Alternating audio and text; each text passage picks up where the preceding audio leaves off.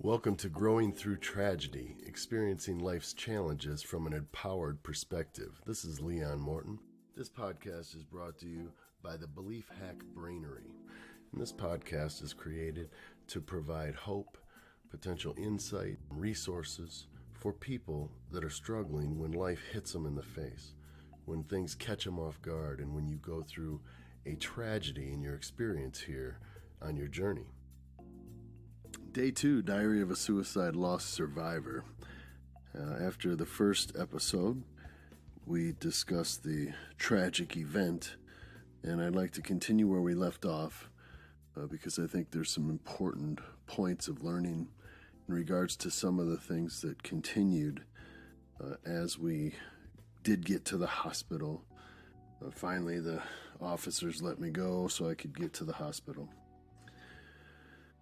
And I just want to start this episode with a real heartfelt empathy and compassion if you are going through this process, because it is not an easy situation by any stretch. And frankly, it's probably going to be one of the most challenging things that you ever endure. But I would like to, again, provide a little bit of hope potentially for you that you can get through this. You most definitely can. And it will be a lot depending upon your mindset as you do go through this. As difficult as it is, we can all endure things for short periods of time that we never would be able to if it was an extended situation. And though this situation is never going to be able to go back to what it was, you will be able to endure this and move through it.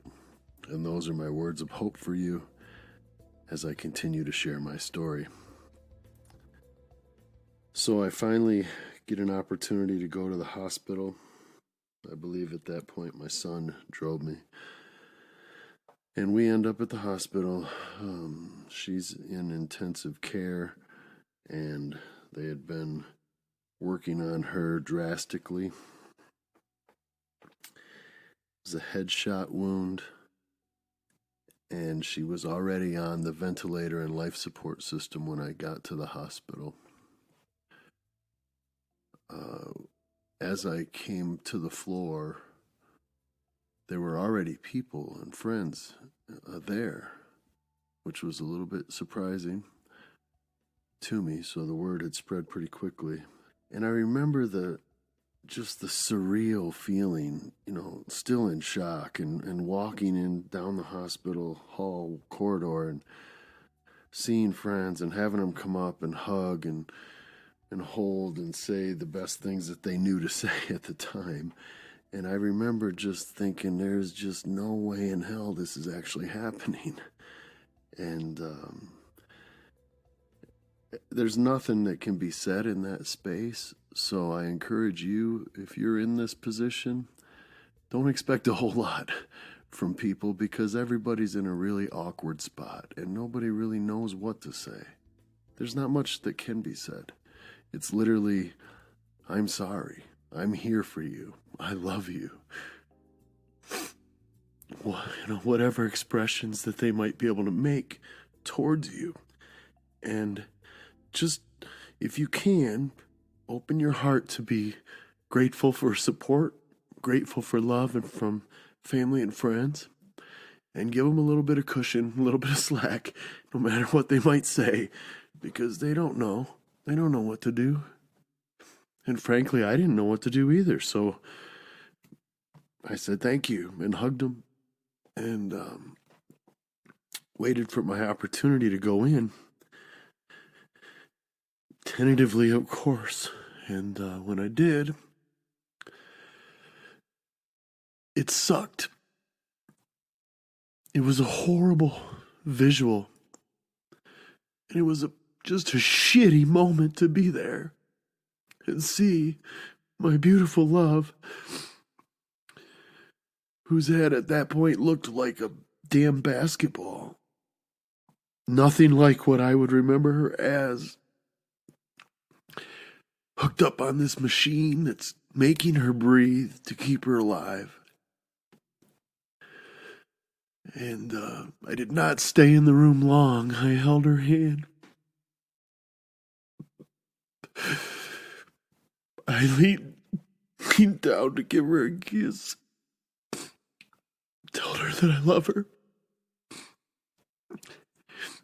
And then I left the room. Because for me, that's what I felt I needed to do. And I left the room, and I made a decision right there that I wasn't going to want to remember my gorgeous wife in that way, with that vision. And that I wasn't going to reinforce it for sure by continuing to be in it and exposing myself to that. So I'm not saying that that's the right thing to do. Again, this is just my story of what I did. And then I went out to the hall. And at this point, something just totally weird happened. And barging down the hallway was her father. And he was livid. I think he was intoxicated. And he was coming at me, like blaming me, shouting shit to me.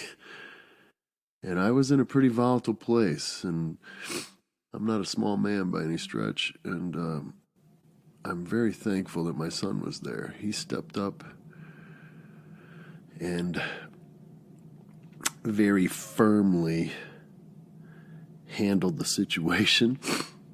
And my son is also not a very small man. Just totally de-escalated the thing, which was very good. And there was not much that was going to be said between the two of us at that time. And so I just let that be what it is. And maybe this is a good spot to discuss a quick learning lesson from something I've observed in the experience. And that is a foundational element of NLP, actually, which is a process of communication rapport linguistics that I use when working with people, and it definitely works when you're working with yourself also. But one of the core foundational concepts, if you will, is the map is not the territory. And what that means is people, their perception of what's happening and going on around them is 100% filtered by all of their past references, experiences in life, the way that they were raised, all kinds of elements go into it. And without getting into that aspect of things fully here in this podcast, it is important to understand something that I've termed me-dumb, right? It's the perception of where we come from the kingdom of me, and everything is about that. It's perceived from what we think is happening, or what we think is really happening in the situation, or what we think is going on. And it comes filtered. And because of that, it can be pretty, I don't want to say self-centered, but self-focused from the onset, which then limits your ability to potentially think outside the box or put yourself in the shoes of another from their perspective. So no matter what his purpose or reasoning was coming at me with, you should have been there the whole time while she was in bed, or how did you not see that she had taken her pills, or how did you, why is there a gun in the, whatever his thing might be, his perspective is coming from a completely different place than mine. So he was coming from his me-dumb, right? And what in my position there, of course, being in shock and the whole chaos of the thing, was just to not even engage in it because it wasn't going to do any bit of value. But try to consider that as you may be going through a tragedy or a difficult struggle, that the people that you are interacting with are probably doing the best they can in that moment, and try to give them the benefit of the doubt. And at minimum, don't come from your place of me-dumb where it's all about you and your perspective, because that perspective very possibly is skewed in that moment. And maybe contemplation, thought, just settling and letting things mellow out before you become reactive would be a really good thing to consider. And for me, in that instance, it actually did work out that way.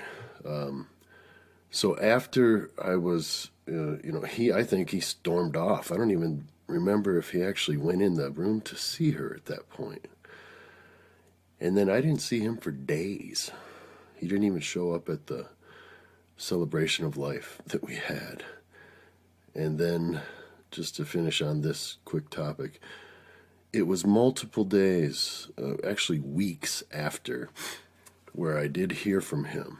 And he came at me again from his place of me-dom to try to convince me why I should understand how he would feel that way towards me in that moment because of his stress and his anxiety and etc. And so, yeah, I could give him the benefit of the doubt of that, because as I mentioned, people in this space are just trying to get by. They're doing the best they can. But it didn't mean I had to accept that reasoning from my place. It for sure didn't mean I had to agree with it. And I did not. And I expressed that. I said, you know what? We've been family for years, and I don't accept that. I wouldn't have came at you like that. I appreciate you coming to me, and if this is an apology, thank you for that too. But no, I don't agree with the way that was handled. You had no thought for me in that space, and I don't need you to be in that way, but to come at me so aggressively was really uncalled for, and it was just odd. So I share that part of the story because there are going to be things that happen in this process and in your process that are just going to blindside you. Like they're going to come out of the blue and you're going to go, no way did that just happen, while you're in the middle of this whole thing. And it's crazy like that. And we'll hear more of that as we read more excerpts from the diary and we go through my story here. But I guess the quick takeaway there is just try to settle from reactiveness and being so caught up in the emotion that you're just plain reacting, because that is when you do go into complete me-dom. You'll be reacting based on all of your unconscious references and fears and anxieties and things that could really be clouding every bit of your vision of what really is happening. So that's just one quick side note. I do want to address something that I found very interesting, and it was as I was sitting watching all the friends and family that continued to show up now.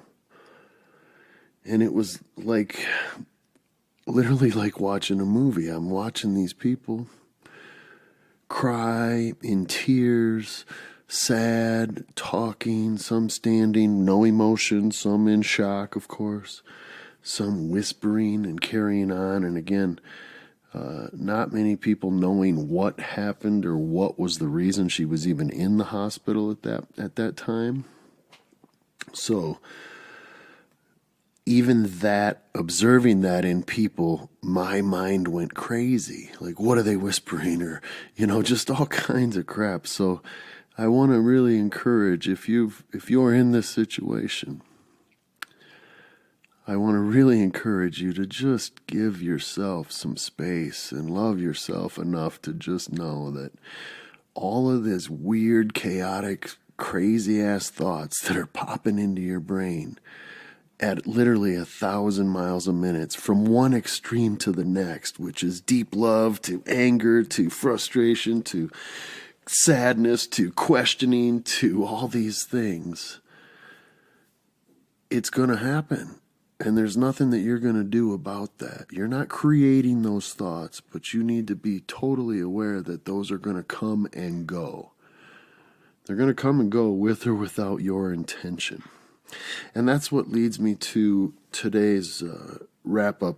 As we will finish this episode, I want to share with you a little exercise that we can do. And this will be maybe a starting point to potentially help in this situation. Again, you can get through this. It's not going to be easy, but you do have it inside of you to get through this and to come out whole on the other side. I want to strongly encourage that you seek professional help. If this is a fresh situation for you, seek professional help.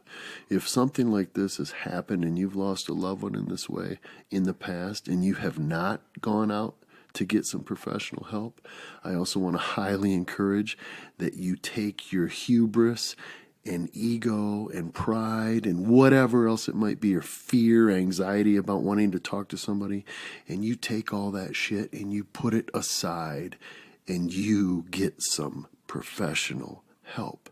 There are people out there that want and are skilled and want to help you and can provide you a sounding board and potentially different options and different ways of dealing with this, because grief in this situation is different than normal grief. It's not just the simple 5 steps of grief because somebody died. This is a very different situation because we still have to deal with the us in this scenario. All of those things, the self-blaming, the wondering, the why, the how could anybody do this to me? How did I miss this? And all of those things that I've addressed. So it's very important. I just can't encourage it enough. Get some professional help. And we have resources on our website and resources at the end of this book. And I just encourage you to do it. Now, we will talk about my process as I went through finding that in some of those resources. And there's some funny stories in this space. But the point is, thankfully, I was cognizant enough that I needed to get out there and literally get going and get some care for my well-being. Don't worry about what people are going to think, the fear, the potential shame, the pride, the disappointment, the anxiety. Maybe what are they all going to think about you? What are they going to think about whoever it was, the person that you lost and what they did there? The religious connotations and dogma that comes into a space in this position is also something that we need to address, and we will.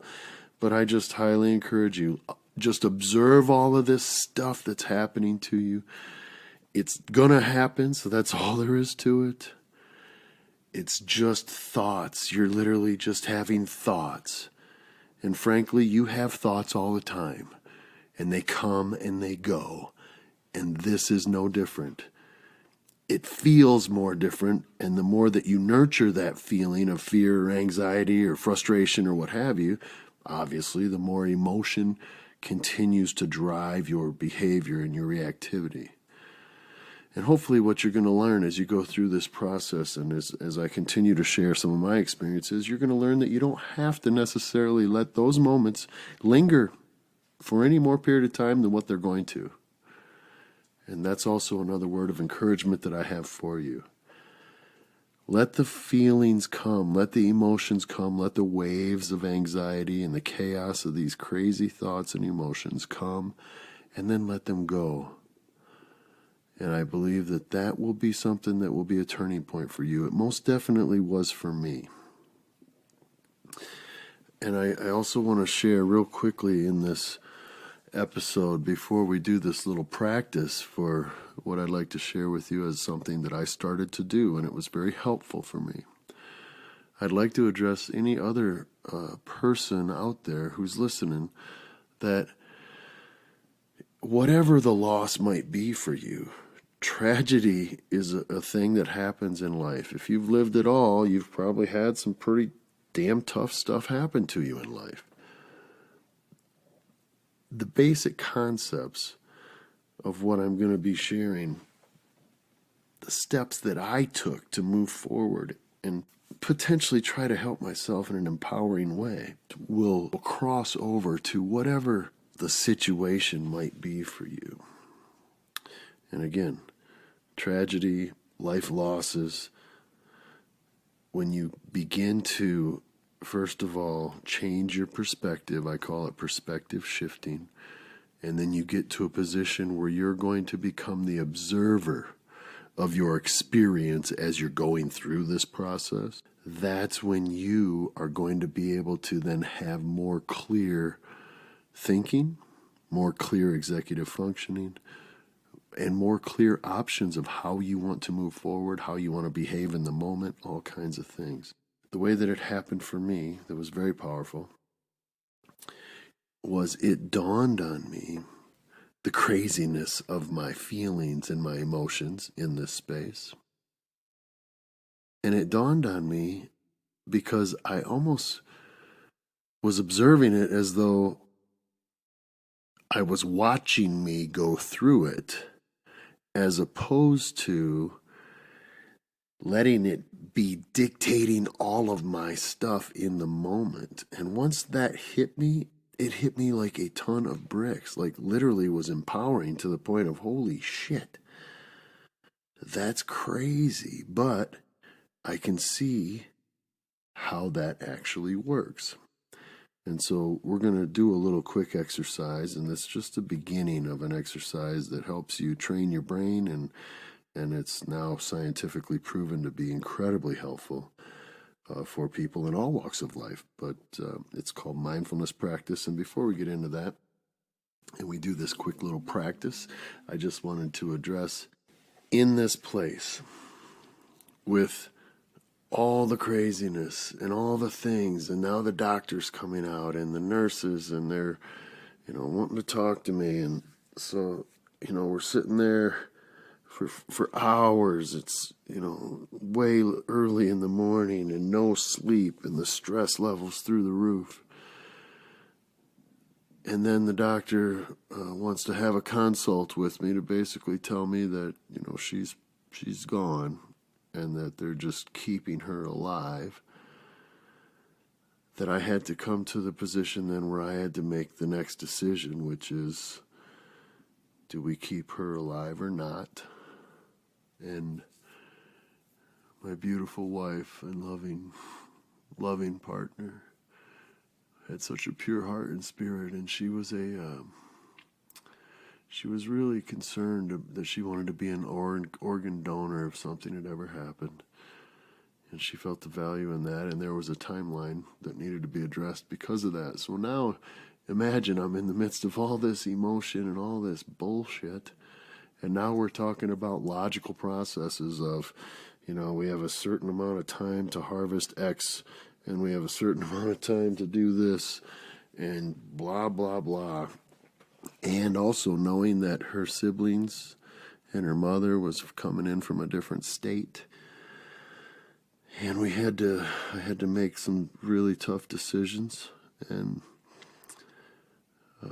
so ultimately what was decided was we were going to keep her on the life support system till the following day, so that her siblings could come and get a chance to say their goodbyes, and then signed off on the organ donation. And then that was the process. And I would like to say here that 5 people are living a better life with part of my baby inside of them. And I feel I do feel a sense of joy, oddly, in that space, knowing that those families got benefit and relief from a tragic situation. And again, that's a way of kind of looking at things that you wouldn't ever think you're even going to have thoughts like that, or you're going to have to figure out or justify things in the ways that we do as we go through a process like this. But it is very real, and it is very surreal at the same time, and it's just, I don't think there's any right in any of it, quite frankly. I think it is what it is, and people do what they do, and they feel what they feel, and everybody's doing the best they can. And I believe that we all have the ability to do the best we can inside of us. And so with that, I would like to share with you a short little practice of something that I started to do very shortly after.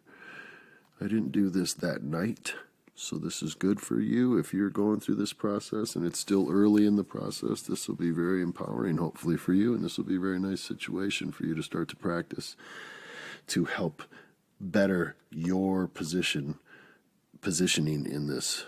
You're bettering your options for thought, bettering your options for behavior, bettering your options for reactivity.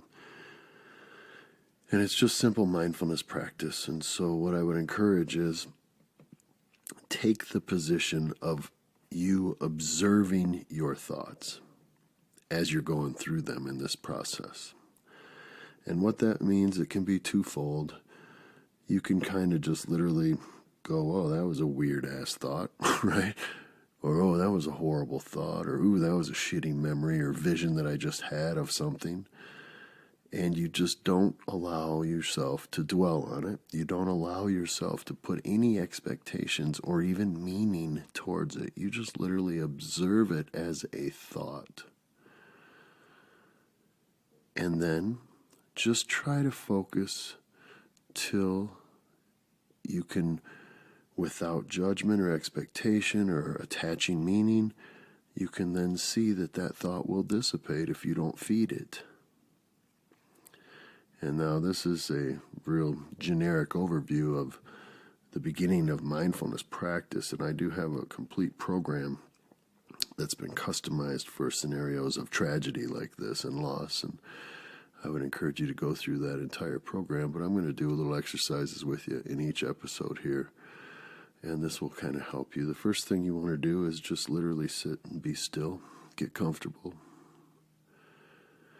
And as we get ready to do this, just know that there's no expectations. You're not going to have to do this right, and you're not going to do it wrong. If you do something that you don't think is right, it's not wrong. It's just is what it is.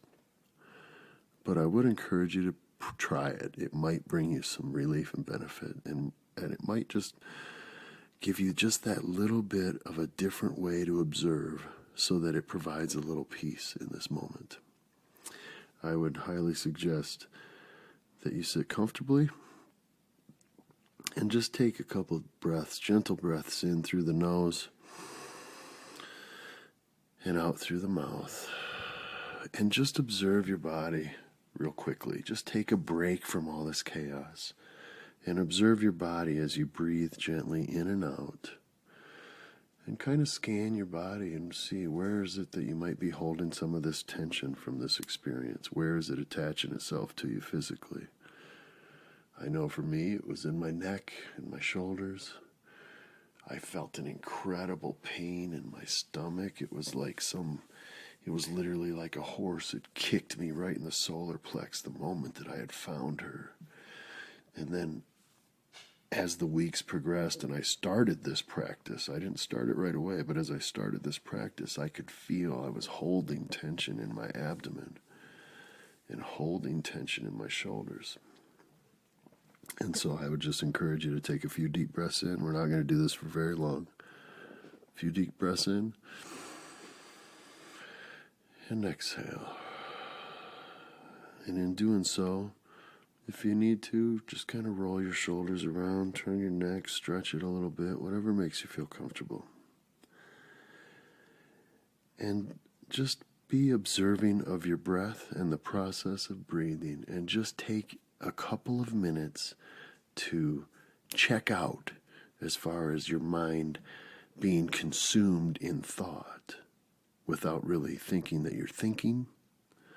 And just give yourself a couple of moments to focus only on gentle breathing. Nothing more. And if you can't get through the whole entire breath without thoughts bombarding you, observe that those thoughts are there, but don't hold on to them. Just let that thought go and redirect your attention back to the process of you breathing. In through the nose and out through the mouth. And what we're doing in this practice, as you continue to breathe gently and focus on the breathing, you'll hear my voice, and that might trigger some thoughts. You may just find that those crazy thoughts are bombarding you. It's okay. Let that happen, and then just redirect your attention back to your breath. Very gently. In through the nose. And out through the mouth. And this is actually a brain training exercise. And it might not feel like it at this moment, but I can promise you, with practice, if you consistently do this for short periods of time, even just a couple of minutes at a time, that studies show that if only for a cumulative amount of 100 minutes of this type of mindfulness practice, just focusing on the breath and the sensations in your body as you're having them, without attachment, it literally physically changes your brain. Your brain rewires. And the benefit of this, especially in a place of trauma and tragedy, is that it's going to take you out of the amygdala portion of the brain, which is stress, fight, flight, freeze, fear, all that jazz. And it puts you into a position of functionality where it's going to increase your options of, quote, how you're going to choose to react and feel. It will increase your executive functioning ability. It will increase your clarity, and it will provide very powerful stress release response in your body. So that's all we're doing. That's why we're doing this. And I just want to encourage you that this is just a simple thing. It's obviously not going to take away what's happened, but if you can practice it for just a few moments at a time, when you really need to just take a break and check out for a second, sit quietly, deep breath in, and a nice deep exhale, focusing. Maybe you're focusing on the breath as it passes over your lips or through your nostrils, or maybe you're focusing on the breath as it inhales and expands your chest or your abdomen. And just focus in on the sensory elements of the process of breathing. And even if you do that just for a few moments, to give yourself a chance to redirect your thinking, to hone your attention skill, to hone your focus skill. This is going to be very helpful for us as we go through the process. In the next episode, we are going to talk about how and some specific elements that I put in play to help with psychological support and what that looked like and how I did it and how you can do a similar thing and potentially get really good, powerful results from that as you go through this very, very difficult process. I know you can get through it. I believe in you. I highly encourage you to seek professional help and be kind to those that are around you and supporting you, and be loving. And most importantly, be loving to yourself in this moment. Allow yourself to feel and be in all of this emotional experience. And just know that it will pass and that you're going to be able to move through this in an empowered way. We'll talk to you next time.